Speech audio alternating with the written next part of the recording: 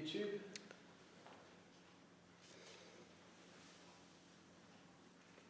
Om Jnanatimirandasya Jnananjana Shalakaya Chakshuranmilitam Yena Tasmai Shri Gurave Namaha. We are continuing our reading through the illustrious book, Sri Guru and His Grace, by Srila Bhakti Rakak Sri Dhadev Goswami Maharaj. We're on chapter 9, entitled Nam Guru and Mantra Guru. We didn't quite finish it yesterday, so we get to finish it today. We're at a point where Sarvabhauma Bhattacharya and his brother-in-law, Gopinathacharya, are having a disagreement about the identity of Sri Chaitanya Mahaprabhu. So, Sarvabhauma Bhattacharya is incredulous regarding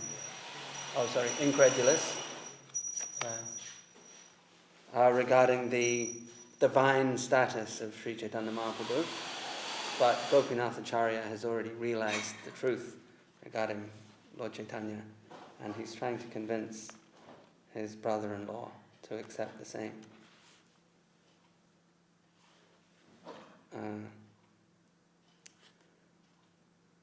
And his argument is that although the Lord is self-revealing, you might say axiomatic, it still requires the grace of the Lord to see the Lord.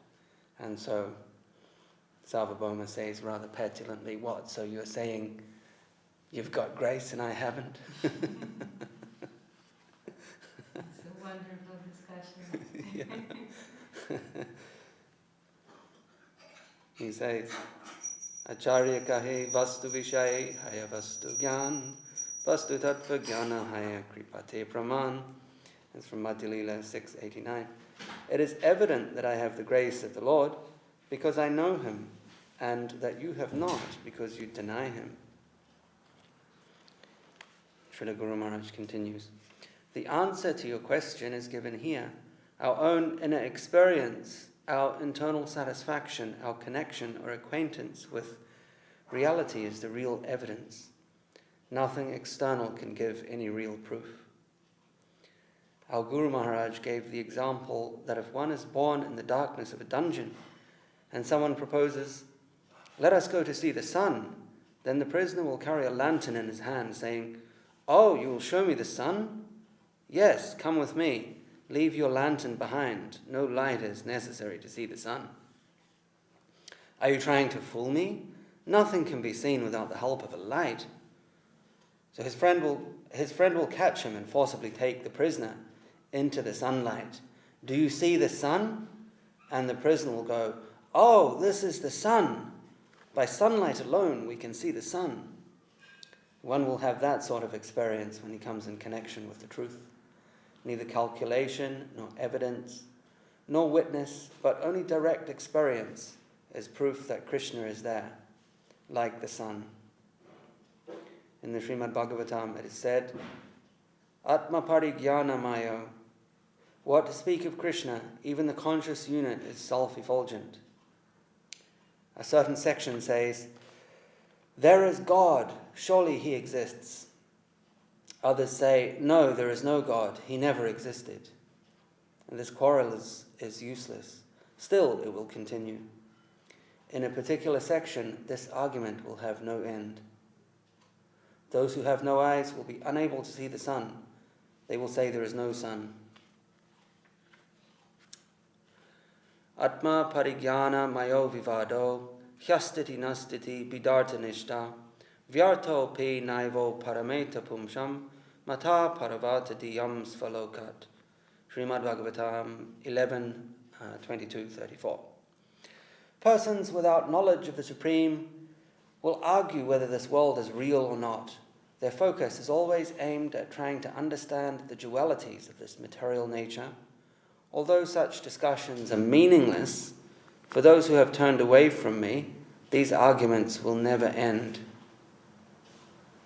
this could also be taken as a description of scientific, the pursuit of the attempted comprehension of reality through a scientific pursuit of reductionism, trying to reduce everything to its smallest constituent particle and to understand the bigger whole, with the desire to somehow manipulate it and exploit it, which is unfortunately the prevailing, I should say, motivation of scientific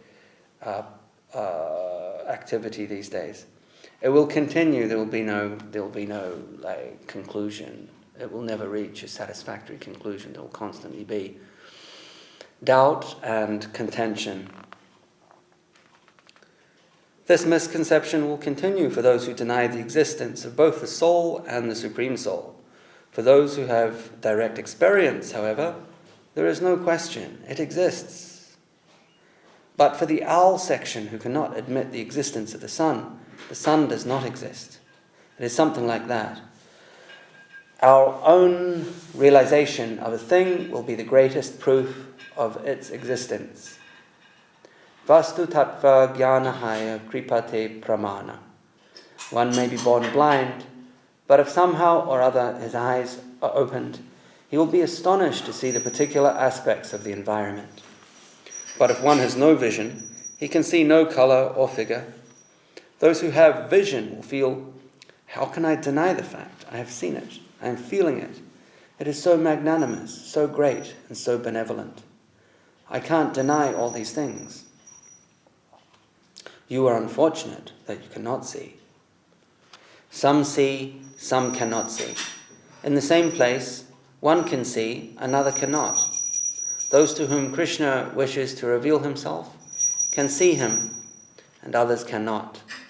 Reminds me of the story in the life of Bhakti Vinod Thakur. I think it was perhaps the early 1890s. And he was visiting Navadvip. Perhaps he was posted in Krishnanagar for his work. And he was visiting Navadvip, staying at a dharamshala. One evening he went up to the roof of the dharamshala with a hotel employee, or one of the attendants, and his young son, one of his sons, I don't think it was Bimal Prasad, another son. And they looked out across the Ganga, and they saw a brilliant white light emanating from a temple, like a beautiful, brilliant, glowing temple, across to the northeast, I guess. And so he said to his son, can you see that? And his son, yes, I can see that. It's beautiful, a beautiful, glowing, like a divine light. And of course, in those days, there wasn't really electricity, not in that part of the world at least. And then they asked the hotel employee who was with them on the roof of the building, can you see this too? And he said, no, I can't see a thing. It's just all dark over there. So those that are in connection with the divine are able to see it and experience it. Of course, that has a very special significance in and of itself, because Mahaprabhu is revealing to Thakur Bhakti Vinod his birthplace, which was then later ratified through other methods.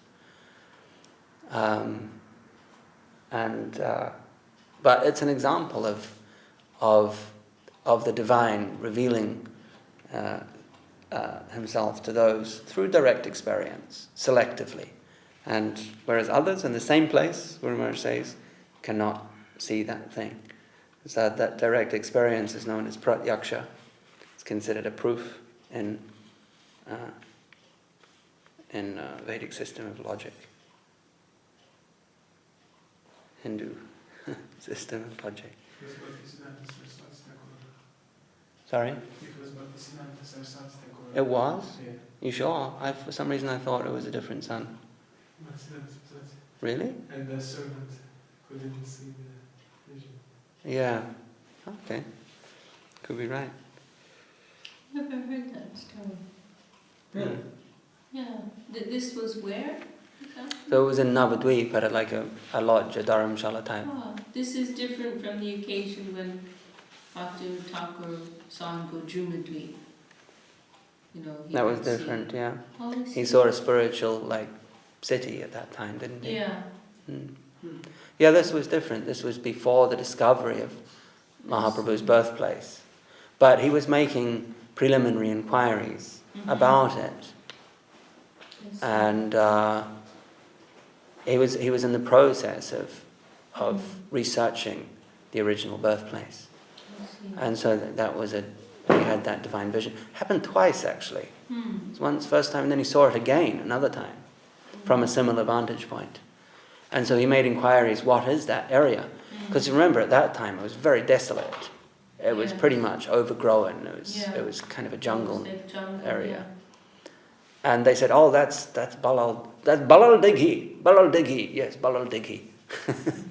Which means like Dighi is a tank, I believe.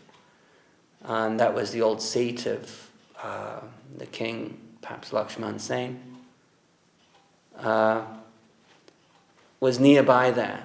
And so now out the back of ISKCON Mayapur, there's actually archaeological ruins of the old king's palace. There's an old tank there, like big old swimming tank that they had built. It's like a dighi. And so they named, that area was named after those ruins, Balal Dighi. And then later, he took Jagannath Das Babaji Maharaj there. And they saw we all know the story, right? They saw a mound he took him to this place where first of all, actually, he went there on an exploratory mission and asked some of the elder locals. And they said, yes, according to our tradition, this is Mahaprabhu's birthplace. Even though in Navadvip town itself, on the other side of the Ganga, there was an official, what was considered the officially recognized birthplace of Mahaprabhu. And indeed, quite a temple had been built there. If you see pictures of that temple, it's quite nice actually. A white-coloured, nice, beautiful white-coloured temple had been built there. And then the Ganga shifted a little bit and was like washed into the water around 1873. Anyway, that area was still considered Mahaprabhu's official birthplace. But Thakur Bhakti Vinod, being a realized devotee, wasn't satisfied with that. He understood that it was in a different place, and that was later confirmed by the locals, who said that mound was, yes, he said that, yes, there's indeed this area, according to our tradition, is Mahaprabhu's birthplace. And I think they pointed him to this mound of Tulsis, or he came across it anyway. And when he took Jagannath Das Babaji Maharaj there in a carry basket for confirmation, he leapt out of the basket, even though he was over 100 years old.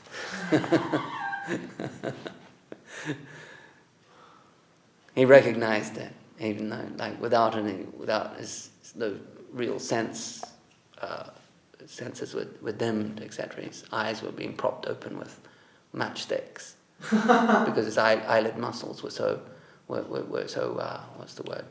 Like weak or... Yeah, they'd become weak, they'd atrophied. So it's like being propped open with sticks, little sticks.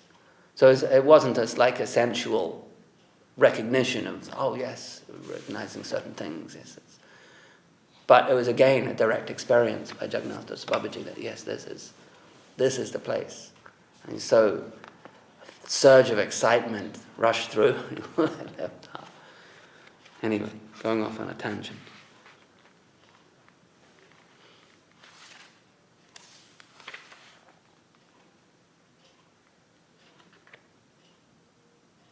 Those to whom Krishna wishes to reveal himself can see him, others cannot.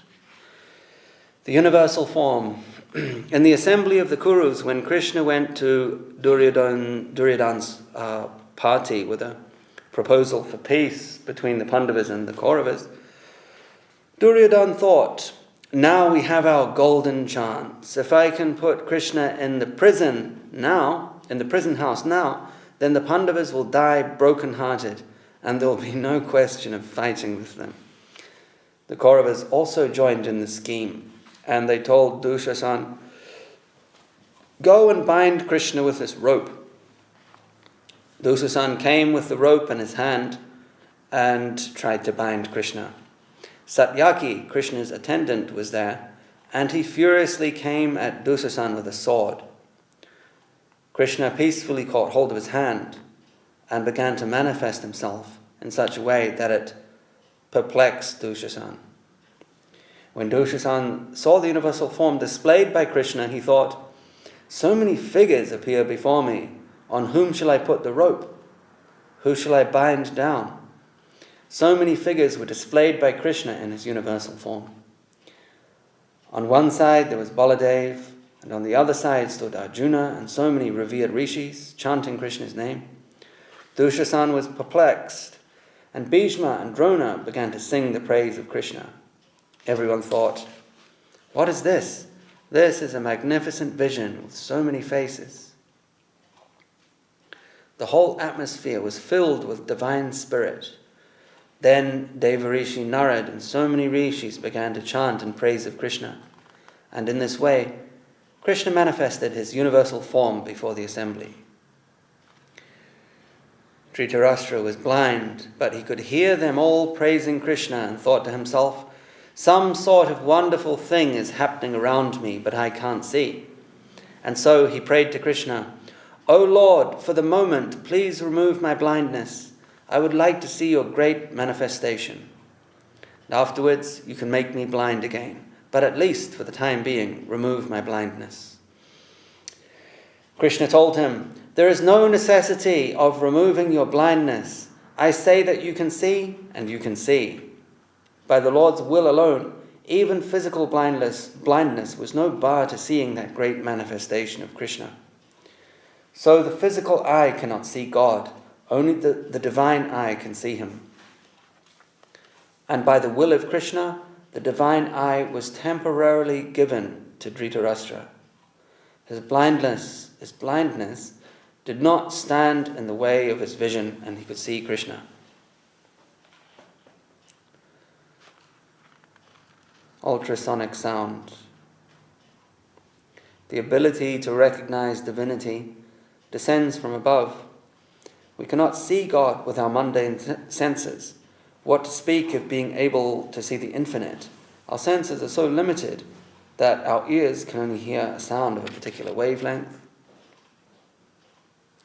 We are told that the sun, the moon, and all the stars and planets are revolving and creating a huge sound, but our ears cannot hear that high degree of ultrasonic sound. Nor can we hear subsonic sound with our ears. Our eyes are designed to catch only a particular wavelength of light. We cannot see either ultraviolet or infrared light. Our material senses are limited to a particular plane of perception. Student, the Guru accepts responsibility to take his disciples back to Godhead. So when the Guru departs, how does the disciple maintain contact with the Guru? Srila Sridhar Maharaj, you see, it comes to the same point. Who is Guru and why is he Guru? Guru, Shastra and Sadhu are one and the same thing, and we have to appreciate that. Otherwise, we should think that our onward march will be guaranteed only by the vision of our eyes. The photo of our spiritual master is not our Guru, although the photo has some connection with the real Guru. The eye experience and the ear experience of a person is not the whole experience. The real experience is through the words, the idea that the Guru has given. That is Krishna consciousness.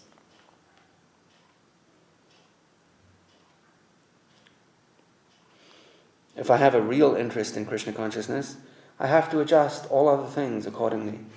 Otherwise, if I miss the real thing that the Guru came to give me, everything will be dull, idle worship.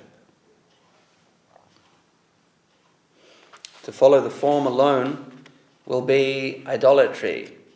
There are so many human figures. Why is he guru? Because he is a mediator, a medium of divine knowledge. That is the criterion to be tested everywhere. Put this test anywhere and everywhere. What is the interest for which we came to Krishna consciousness? And what is Krishna consciousness? There is your guru. He is guru only because he is in Krishna consciousness. And there are different degrees of Krishna consciousness. So you must not make much about the form.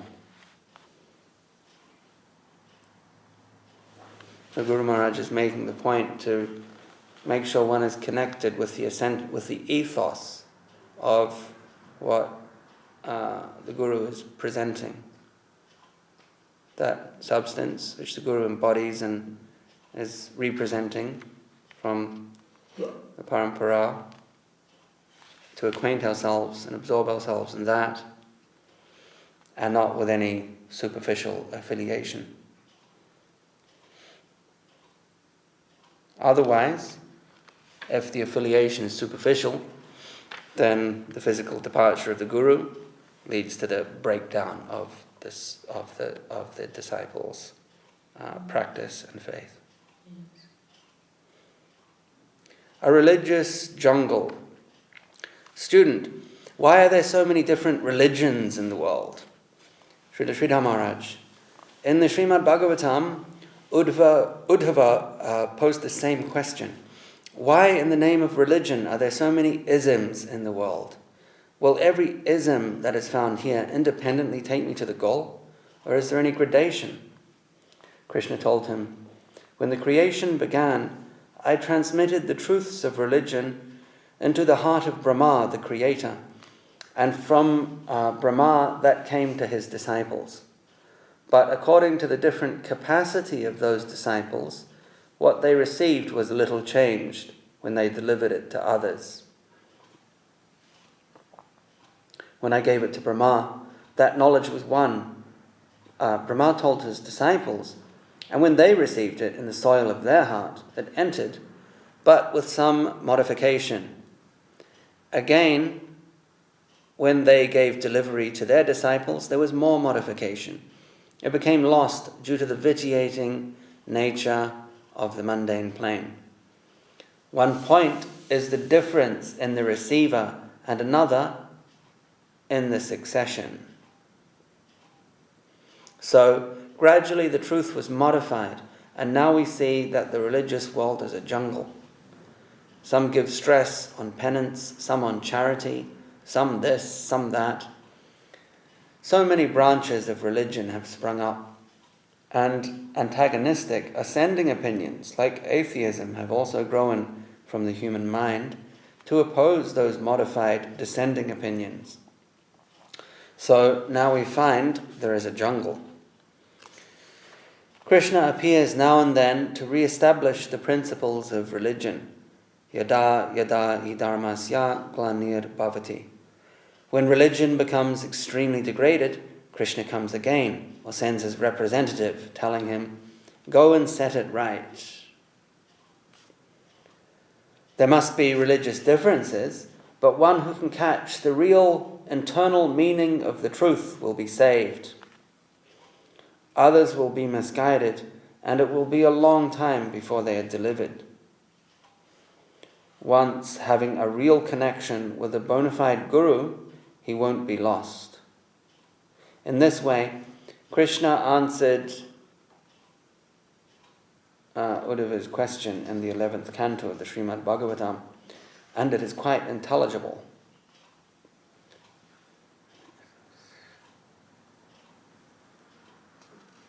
It is neither unreasonable nor dogmatic. If we are sincere, we won't be lost. If we are sincere, we won't be lost. The lady and the mullah. Every disciple cannot catch the real spirit of the advice of the Guru. There is a story. A Muslim mullah used to explain the Quran regularly. In his audience, one old lady used to take her seat in the corner, and as long as the mullah read the Quran, the lady would weep. Tears would run down her cheeks profusely, so much so that one day the mullah met that lady and asked her, "What do you find in my lectures that you are so much impressed with? Whenever I cast my glance at you, I find your eyes are shedding tears profusely. What do you find in my lectures that moves you so?" To this, the old lady answered, "I had one she-goat, and her beard was just like yours. When she took her food, she would move her head on the grass, just as you move your head. You remind me of my dear she-goat. She was so very affectionate to me. I can't stand to think of her without shedding tears. And for that reason, for that purpose, I come to see your lecture." Krishna himself also came and went unrecognized by many. In the case of Jesus also, we find that Judas, one of his 12 disciples, was a traitor. And Jesus said, disappointed, "The one who will betray me is amongst the 12 of you." So, should we think that because we have come to a great man, now we have attained everything, devoured everything? It is not such an easy thing. We have only a slight connection with the infinite, and we have to progress with that capital. To think that we have attained everything is rather the opposite feeling. One who is approaching towards the infinite will see more and more that he is nowhere. The symptoms will be the opposite. Still, of course, sometimes it is necessary to assert ourselves with courage on the strength of our faith. What I say is true. Newton was told by his contemporaries, "You have reached the highest zenith of knowledge." He made such a marvelous discovery that people in his time thought that he was Sarvagya, a knower of everything. They thought that he had finished the whole world of knowledge. But Newton said, "I know better than you because I conceive that I am just collecting pebbles at the shore of the ocean of knowledge. I see that I am more learned than all of you because you say that I have finished all knowledge, but I know that the vast ocean of knowledge cannot be finished. I have only touched its shore. This much I know. So that is also an assertion that I know more than you because I know that knowledge cannot be finished, and you say that knowledge is finished." That is the nature of the infinite. One who is going to deal with the infinite must always be conscious of his weakness.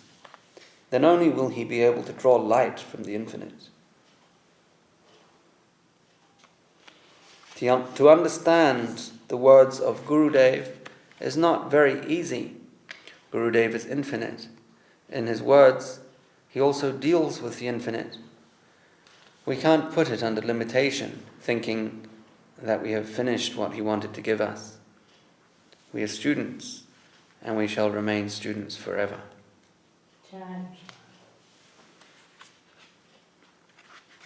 That is the end of the chapter.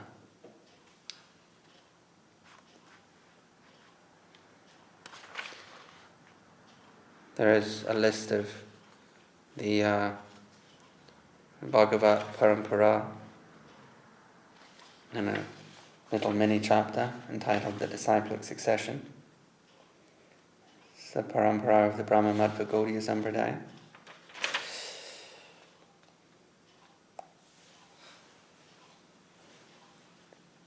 And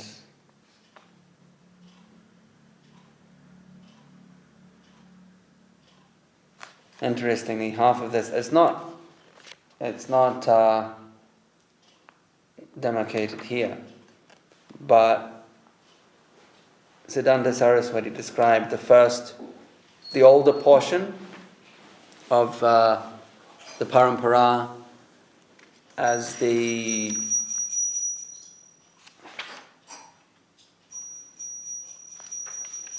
correct my terminology if I'm wrong, but I think he described it as the Vaidhi Bhakti portion of the Parampara. And from the point of Madhavendra Puri to today, the raga portion of the parampara. That would make sense. I don't know if I've heard it exactly phrased like that. But Yeah, that's what I was wondering about the exact terms. one way I think I heard it described was Bhagavat. Well, that's the whole parampara, right? That's Siddhanta Saraswati's Bhagavat parampara. I'm not sure. But in any case, whatever the terminology, what you've said is correct. That's how it's been described by Gurudev. That formally we are in that lineage from Lord Brahma, but substantially our lineage begins from Madhavendra Puri. That's when the Muda Ragamar first appeared within the lineage. And so that's really a real parampara. Gurudev uses the words the sprout of divine love, right? Prem Ankor. Yeah, Prem Ankor. It's called sprout of Prem. Prem Ankor. Yeah. And from Madhavendra Puri, like so many of the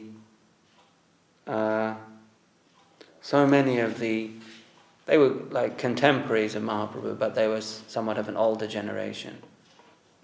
Contemporaries, but of a generation preceding that Mahaprabhu is like. You could say actually probably more accurately contemporaries of Mahaprabhu's father's generation. Well, like Nityananda. You're talking about who took initiation from Madhavendra. Yeah, his disciples, Yeah, mostly. Not quite. Like Nityananda Prabhu. He might have been an exception in terms of age. It's true. Advaita Acharya was quite a bit older. wasn't Yes. he? Yeah. Yeah. Right. And Ishvara Puri. Ishwar Puri. It's true. You're right. Nityananda. There's quite a was few younger. actually, isn't there? They don't come to me. I believe also Raghupati Upadhyaya. Oh, right. was a disciple Okay. of Madhavendra Puri. Right, okay.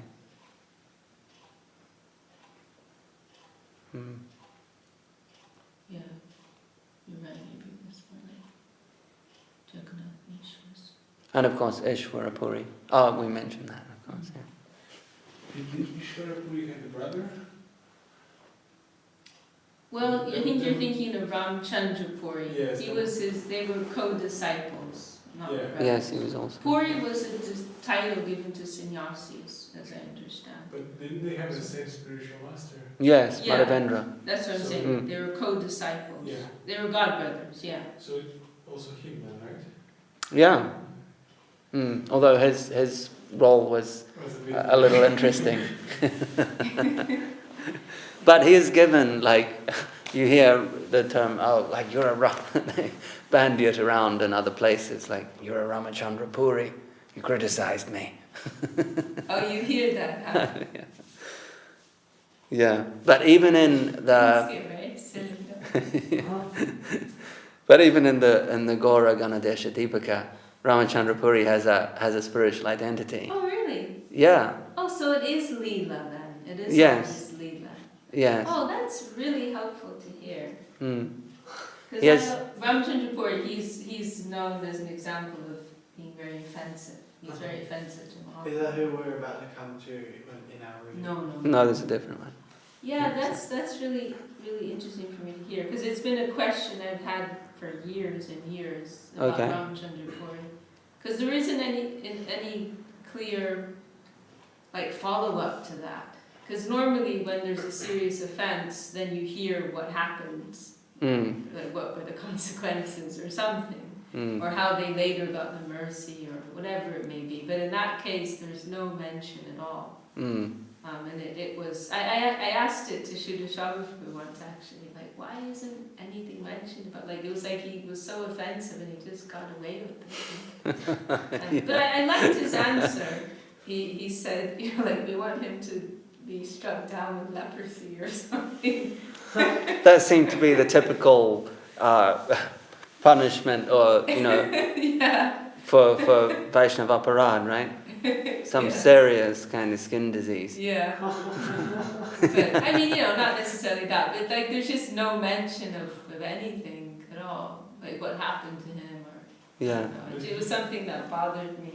But did he get So- the mercy of Mahaprabhu? So I asked Srila Shauku about that, and he said, I liked his answer. He said, just the fact that he was there with Mahaprabhu and wasn't able to appreciate who Mahaprabhu was, that's enough of a punishment.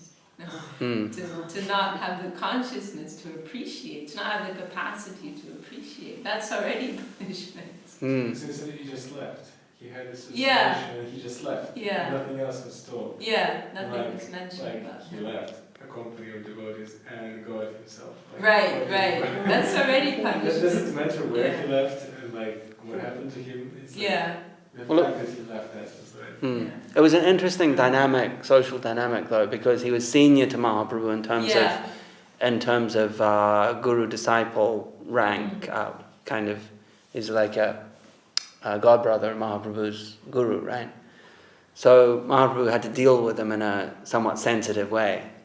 But he kept on hanging around because he was present. I mean, the first famous one was on Mahaprabhu's way. Was it on Mahaprabhu's, immediately after Mahaprabhu took sannyas? On his way to Puri? At the house of Advaita Acharya? I don't know, maybe I'm getting mixed up. Sorry, I missed what you... One of the famous incidents where Ramachandra Puri criticizes, he sees sugar on the floor, he sees grains of sugar. That's important. Or he sees ants, actually. Yeah. He sees some ants. Yeah, that's in Puri later. That's in Puri, right. Yeah. But the first instance of, maybe both, there were a couple of famous ones, I believe. Well, he was first offensive to his guru, Madhavendra Puri. Yes. He was described as the seed of an offense. Okay. And things spiraled out of control from there. Yeah, and then that led to him making offense to Mahaprabhu. Right. There was something else I was thinking about. Mahaprabhu demonstrated this honoring other without expecting one to yourself. Someone is openly criticizing you. You don't get into a fight and start making the point, but he demonstrated with his example of how you have to treat senior to you. Yes. Senior to you, even if the person is not quite right. Mahaprabhu was very tolerant, I think, to Ramachandra Puri, but sometimes he treated him even as in a mood of acknowledging the criticism and taking it as corrective advice, as pejorative. Yeah, as a pejorative advice that he would take on board. Yes, thank you very much, and he would submit to that. And other times he would completely ignore, be neutral and just ignore Ramachandra Puri. Yeah, mentions that as well. Yeah. We treat him like straw. Yeah. But he is, so in Kavi Kanapura's work, he is Jatila, I believe, who is the... who's the sister-in-law of Radharani. Who was actually, I think, a little troublesome. Yeah, very troublesome, constantly criticizing and critiquing. I think, wasn't she like... there were two, right? Jatila I forget. And another one, I think. Yes. Oh, that's interesting.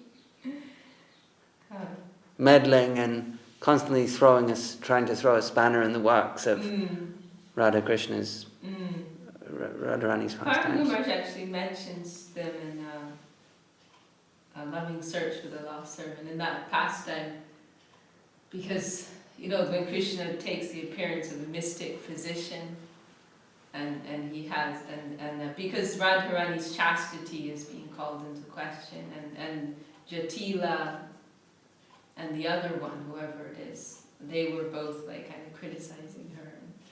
And so Krishna, he pretended to have this terrible headache, and you know that story, right? And then he appears in another form as a physician who comes and tells Mother Yashoda, on the water that comes in a porous pot will cure Krishna of this headache.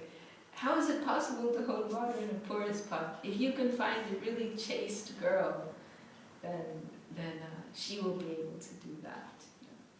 And so many ladies were trying. Oh, now I remember how I mentioned Jatila, that because she and the other lady she's connected with, they were always doubting the chastity of others, calling others into question, maybe including Radharani. They were assumed to be very chaste themselves. So they were among the first invited to carry water in a porous pot, but the water came through, of course. And so finally Radharani was invited, and of course the water remains within the pot, and Krishna was killed. So yeah, that's all I know about from what Prabhu said there, some kind of meddling, gossiping, leelas connected with them. Yeah. It's very interesting to hear.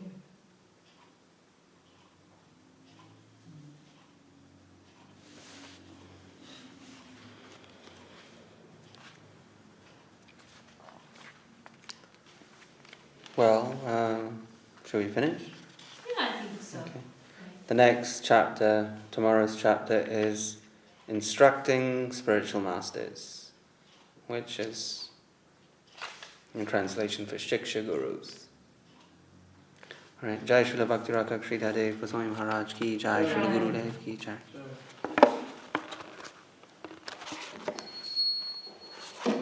Whose turn is it to chant? For you. You want to sing? Hari Hari Nama Krishna Yadavaya Namaha. Hari Haraye Nama Krishna Yadavaya Namaha. Hari Haraye Nama Krishna Yadavaya Namaha. Hari Haraye Nama Krishna Yadavaya Namaha.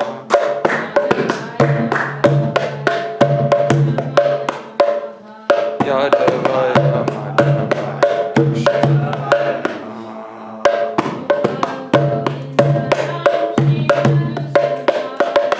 Gopala Govinda Ram Shri Madhusudana. Giridhari Gopinatha Madana Mohana. Giridhari Gopinatha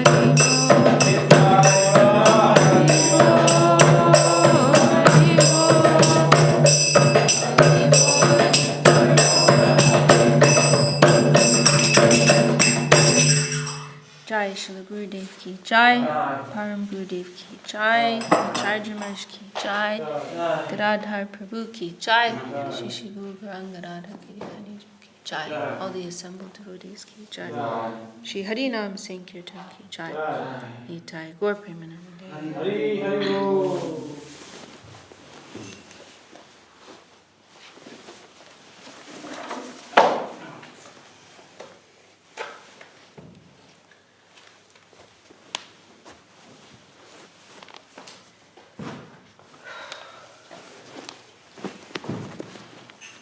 Going to go for a minute's initiation sometime in the next few days. I was hearing